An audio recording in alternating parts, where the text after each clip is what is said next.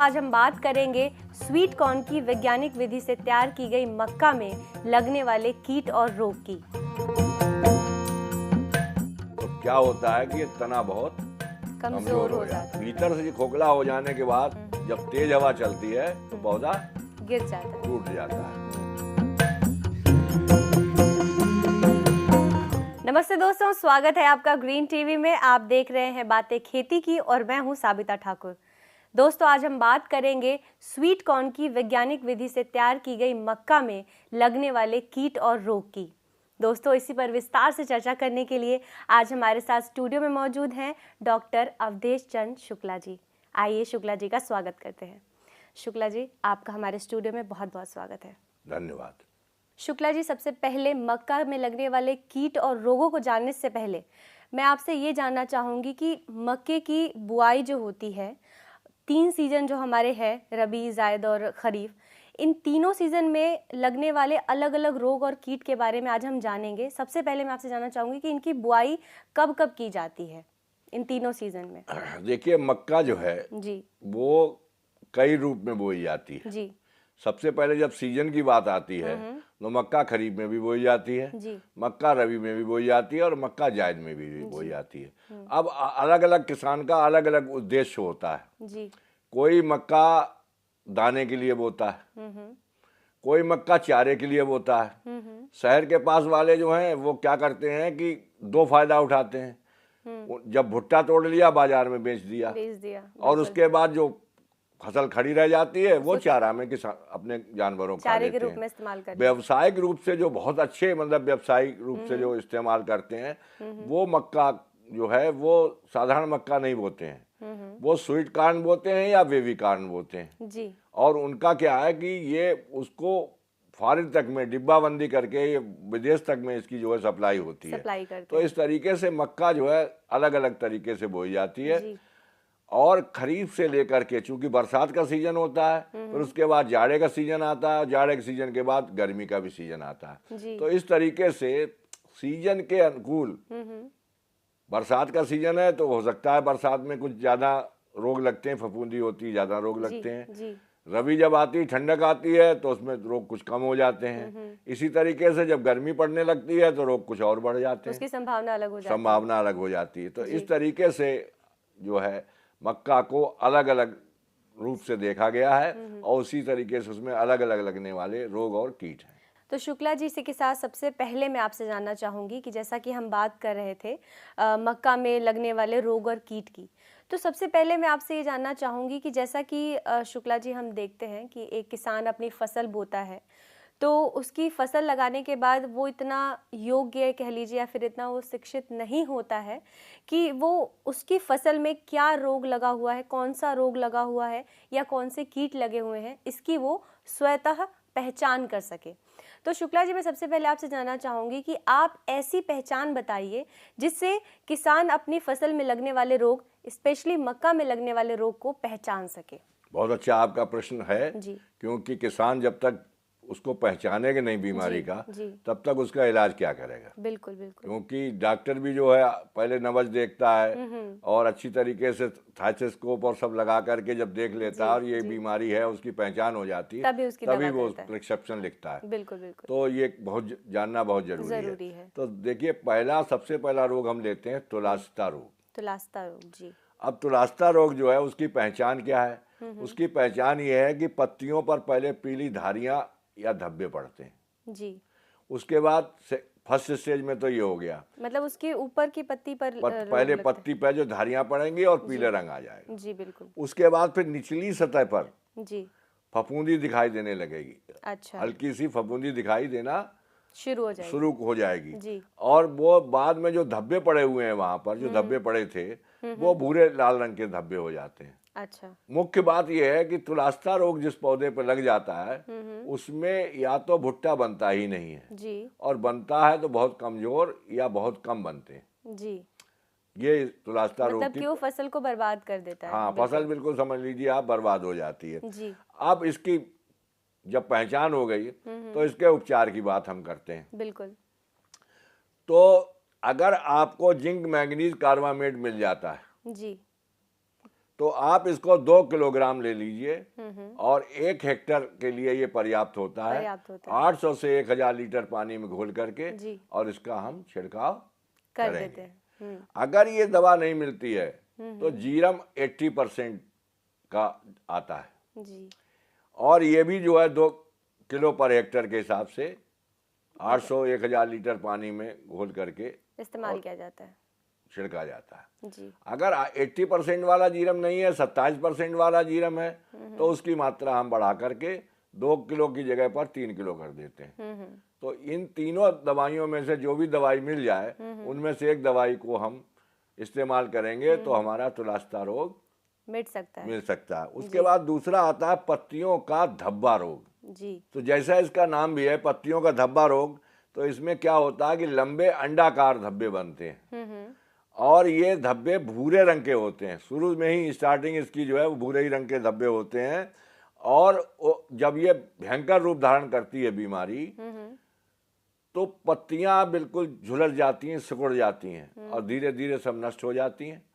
नतीजा क्या होता है कि प्रकाश संश्लेषण की क्रिया बाधित होती है और पौधा धीरे धीरे नष्ट होने लगता है। जी। तो अब इसके लिए क्या है, इसके लिए एक रसायन आता है जिनेव जी। और ये 2 लीटर जिनेव हम लेंगे और 2 लीटर जिनेव लेकर के हम 800 से 1000 लीटर पानी में घोल लेंगे और घोल करके इसका छिड़काव करेंगे। अगर जिनेव नहीं मिलता है तो फिर हम जो हमने ऊपर दवाइयां दोहराई थी, जीरम 80% वाली, जीरम 27% वाली या जिंक मैग्नीज कार्बामेट, इन तीनों दवाइयों में से अगर ये जिनेव नहीं मिलती तब हम इनको इस्तेमाल करेंगे। तो ये भी जो है आपके इस बीमारी को पत्तियों के जो झुलसा रोग है इसका निदान हो जाएगा। जी। उसके बाद आती है एक बीमारी आती है सूत्रक्रम और सूत्रक्रम को कहते हैं निमेटोड। ये जमीन के अंदर होता है। बीमारी क्या है, बल्कि ये आंखों से दिखाई नहीं देते हैं, माइक्रोस्कोप से दिखाई देने वाले कीड़ा टाइप के होते हैं। तो ऐसी दशा में इसके लिए क्या करते हैं, सूत्रक्रम के लिए हम एक दवा आती है फ्यूरेट, जिसको हम फ्यूराडान भी कहते हैं। दोनों एक के नाम एक ही हैं। कहीं कोई फ्लोरेट कहता है, कहीं फ्यूराडान कहता है। बिल्कुल। ये इसका फ्यूरेट 10G 10 kg लेकर के हम, और जब हम भूमि की तैयारी करते हैं तो भूमि की तैयारी करते समय हम गहरी जुताई करते हैं। कहते हैं पहले मिट्टी पलटने वाले हल से हम गहरी जुताई करें जी। और गहरी जुताई करने के बाद जिस वक्त हमारा खेत तैयार हो रहा होता है उसी समय में खेत में इसको बिखेर देते हैं। तो बिखेर देने से क्या होता है कि ये बहुत ही पॉइजनस होता है। अच्छा। फोरेट, इससे जो हमारा सूत्रक्रम जो है वो नष्ट हो जाता है जी। उसके बाद चौथी बीमारी आती है तना सड़न। शुक्ला जी, इस बीमारी के बारे में आपसे जानेंगे, लेकिन फिलहाल हमारे कार्यक्रम में वक्त हो चला है एक छोटे से ब्रेक का। ब्रेक के बाद भी शुक्ला जी से जानेंगे मक्का में लगने वाले रोग और कीट के बारे में। रुकते हैं छोटे से ब्रेक के लिए।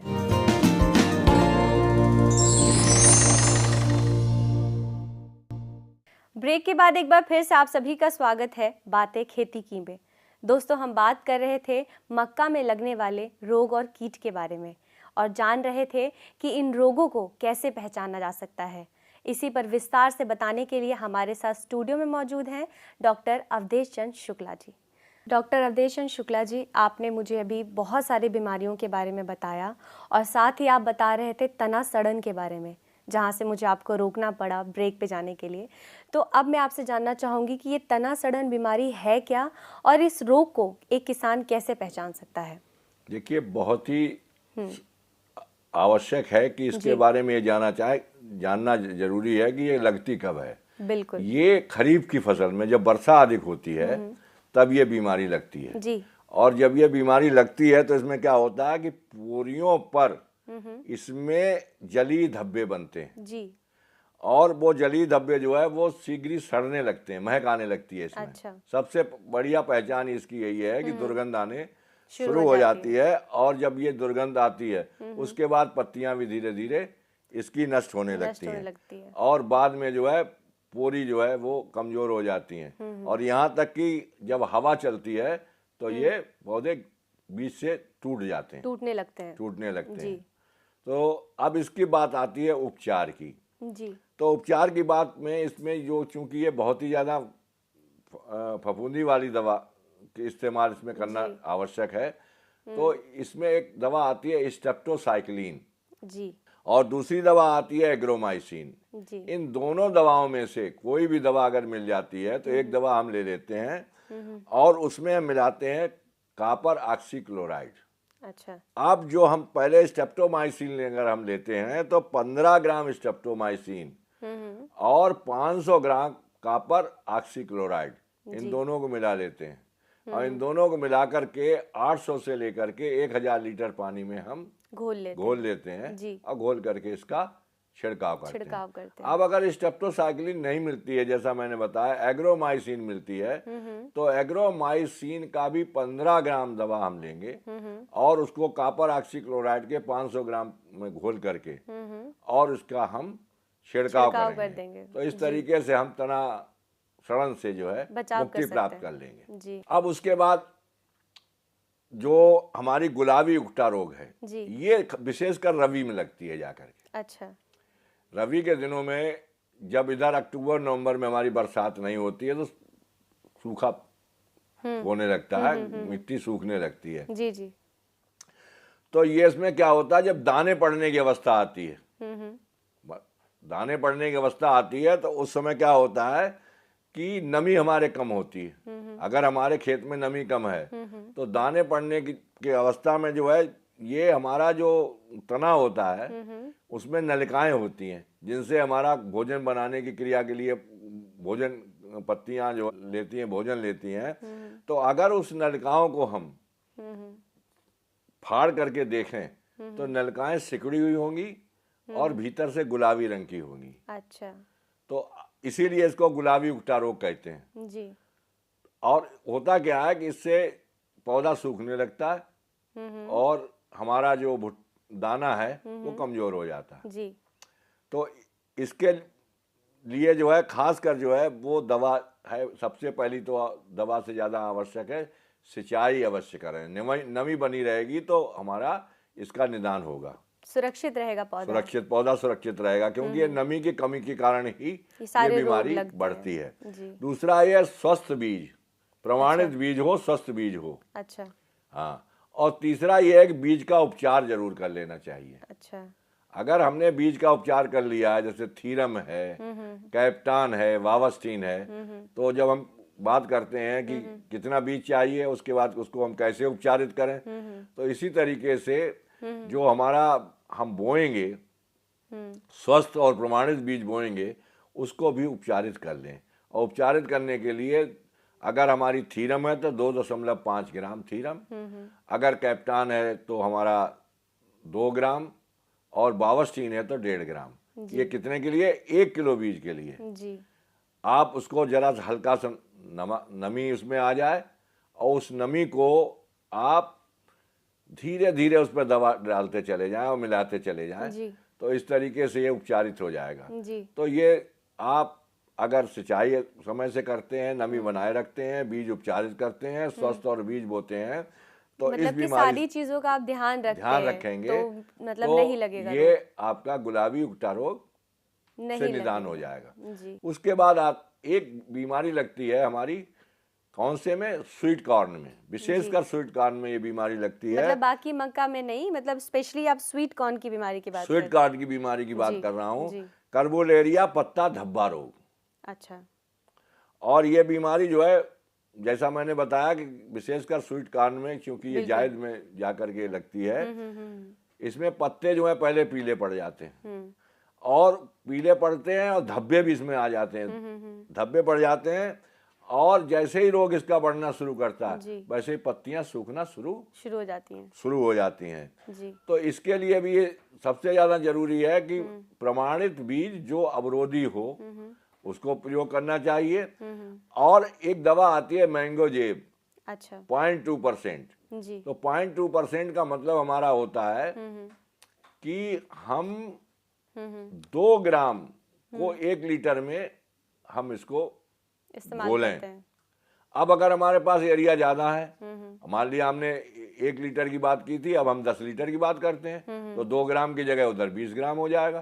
तो मतलब कहने का हमारा ये है कि अगर हमारा पानी का अनुपात बढ़ता है तो उसी अनुपात में हमें दवा भी बढ़ानी पड़ेगी। बिल्कुल। और अगर हम ये कहें कि अगर हमें 1 हेक्टेयर में अगर छिड़काव करना है तो हम कहेंगे कि आप फिर उसको है 2 मिलीलीटर की जगह पर जो आपने लिया था उसकी जगह पर आप 2 लीटर ले लीजिए और उसको 1000 लीटर पानी में घोल लीजिए और उसके बाद छिड़काव कर दीजिए।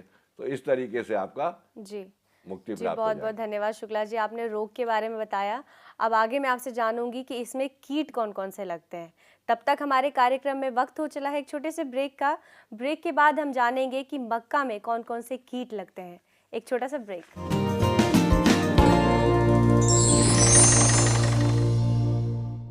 ब्रेक के बाद एक बार फिर से आप सभी का स्वागत है बातें खेती की में। दोस्तों, हम बात कर रहे थे मक्का में लगने वाले रोग और कीट की। अभी तक हमने जाना कि मक्का में कौन कौन से रोग लगते हैं, उनकी पहचान कैसे की जाती है और उनका निवारण कैसे किया जाता है। अब आइए शुक्ला जी से जानते हैं कि इनमें कौन कौन से कीट लगते हैं। शुक्ला जी, अभी तक हमने जाना कि मक्का में रोग कौन कौन से लगते हैं और उसका आपने उपचार भी बहुत अच्छी तरीके से हमें आपने बताया। अब मैं आपसे जानना चाहूँगी कि मक्का में कौन कौन से कीट लगते हैं और उन कीट की पहचान कैसे की जाती है। देखिए, सबसे पहला कीट हमारा जो है वो बहुत ही जो सबसे ज़्यादा डैमेज करता है फसल को है वो है तना छेदक। बिल्कुल। और तना छेदक जैसा इसका नाम है, तना को छेदने वाला, छेद कर देता है। तो सूड़ी होती है ये। जी जी। और ये सूड़ी मुलायमी अवस्था में ये तने के अंदर घुस जाती है। बिल्कुल। और वहां जाकर के ये अपना खाना शुरू कर देती है वहां पर। तो क्या होता है कि ये तना बहुत कमजोर हो जाता है जी। और भीतर से खोखला हो जाने के बाद जब तेज हवा चलती है तो पौधा गिर जाता है, टूट जाता है। तो टूटने के कारण से आप समझते हैं कि उपज तो हमारी जब पौधा ही गिर गया तो उसमें खराब हो क्या जाती मिलेगी। है। बिल्कुल। अब उसके बाद इसका उपचार की बात आती है। तो बुवाई के 20-25 दिन के बाद जब हमने बुवाई कर ली है और 20-25 दिन हो गए हैं तो लिंडेन 6% की धूल आती है, ग्रेन्यूल आते हैं जी। इसको क्या करते हैं कि 20 किलोग्राम हम ले लेते हैं और 20 किलोग्राम को खेत में अच्छी तरीके से मिला देते हैं। बिल्कुल। और खासकर उस समय मिलाएं जब हम निराई गुड़ाई कर रहे हैं ताकि खरपतवार भी हमारे निकल जाएंगे और मिट्टी के साथ वो हमारा ग्रेन्यूल मिल जाएगा। अगर हमको लिंडेन नहीं मिलता है तो कार्बोफ्यूरान, ये कार्बोफ्यूरान जो होता है वो 3% का होता है और ये भी ग्रेन्यूल ही होते हैं जी। और इसको भी जो है 20 किलोग्राम प्रति हेक्टेयर के हिसाब से लगाते हैं। लगाने का तरीका दोनों का यही है कि आप खेत में बुरक दीजिए, निराई गुड़ाई के वक्त ही और बुरकने के बाद फिर आप जो है निराई गुड़ाई उसकी अगर करते हैं तो मिट्टी में मिल जाता है अच्छी तरीके से। उसके बाद दूसरा आता है पत्ती लपेटक। अच्छा। तो इसका भी नाम लपेटक यानी पत्ती को लपेटता है। तो पत्ती को जो लपेटता है तो उसकी पहचान क्या है, ये रेशम की तरह बिल्कुल चारों तरफ से पत्ती को लपेट देता है, रेशम के धागे की तरह। और उसके बाद भीतर ही भीतर ये पत्ती को खाता रहता है और पत्ती को खाने के साथ साथ पत्तियां बहुत जल्दी कमजोर हो जाती हैं और नष्ट हो जाती हैं। बिल्कुल। तो इसके लिए एक तो सबसे बड़ी बात यह है कि आप बीज उपचार करके बोएं जी, जैसा मैं अभी बता चुका हूँ थीरम कैप्टानो बावस्टीन से। दूसरा इसके लिए जो है क्यूनाल फास्ट जो दवा हमारी है 25 EC 2 लीटर पर हेक्टर। अगर आपने तना छेदक के लिए ये दवा इस्तेमाल की पहले ही कर दी गई है खड़ी फसल में तो फिर इसको दोबारा इसके लिए दवा छिड़कने की आवश्यकता नहीं है। इसी से ये पत्ती लपेटक भी नियंत्रित हो जाएगा। अगर तना छेदक नहीं लगा है और उसके बाद पत्ती लपेटक लगा है तो फेंट्रोथियान एक दवा आती है, ये 50 EC की दवा है। इसकी स्ट्रेंथ और 500 से 700 ml जो है वो 1 हेक्टेयर के लिए पर्याप्त होती है। 800 से 1000 लीटर पानी में घोल करके इसको छिड़कना चाहिए। एक चीज जो बहुत ज्यादा है, कहीं कहीं दीमक की भी समस्या आ जाती है। बिल्कुल। तो दीमक की समस्या का निदान करने के लिए जब भूमि की हम तैयारी कर रहे हैं उसी समय हमको जो है भूमि उपचार कर देना चाहिए। और भूमि उपचार करने के लिए हमें करना क्या है कि लिंडेन धूल आती है और उसको हम 25 से 30 किलो ले लेते हैं और खेत की तैयारी करते समय जब अंतिम तैयारी करते हैं तो हम लिंडेन डाल करके पाटा लगा देते हैं, तब हम मक्का बोते हैं। अगर खड़ी फसल में अगर दीमक लगी हुई है जी। तो हम क्लोरोपाइरीफास एक दवा आती है, इसको हम 3 लीटर ले लेते हैं और जब हम सिंचाई कर रहे होते हैं तो सिंचाई की नाली में घड़े में इसको भर करके और नीचे छेद कर देते हैं। उससे टपक टपक करके सिंचाई की जो पानी जा रहा है उसमें वो दवा मिलती चली जाती है और पूरे खेत में दवा पहुंच जाती है। इससे दीमक की समस्या का समाधान हो जाता है। जी। रबी की फसल में और कभी कभी जायद की फसल में माहू आ जाता है, माहू एफिस। ये विशेषकर सरसों का कीट है। चिपक जाता है, हरे रंग का होता है, बहुत छोटा सा, चिपक जाता है और रस चूसता है और रस चूस करके जो है फसल को नुकसान पहुंचाता है।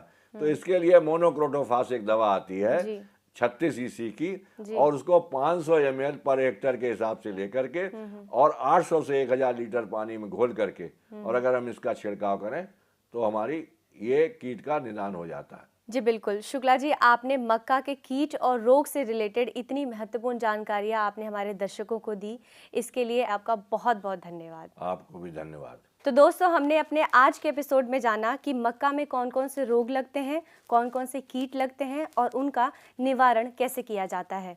दोस्तों, अगले एपिसोड में फिर मिलेंगे आपसे कुछ नई खेती की बातों के साथ। तब तक के लिए मुझे दीजिए इजाज़त और आप देखते रहिए ग्रीन टीवी। नमस्कार।